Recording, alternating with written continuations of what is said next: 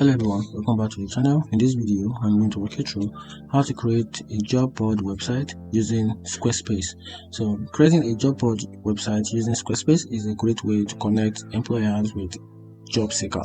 So in this video, I'm going to give you a step-to-step guide to help you get started up with your job board.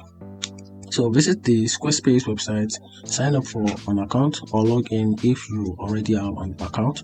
And after that, choose a template. So to choose a template, you have to select a template that suits your job board's need. Then Squarespace offers a different varieties of template that can be customized. So after that, go to the page section in your Squarespace dashboard and click Add Page. Choose a layout that fits your job board. And after that, add job listing. Use the built-in tools to add job listing to your page. You can include job title, description, requirement, and application instruction.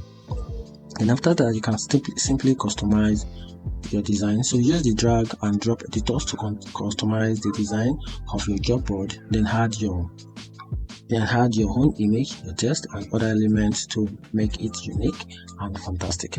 After that, set up payment option. If you plan to charge for job posting, set up option using Squarespace e-commerce features.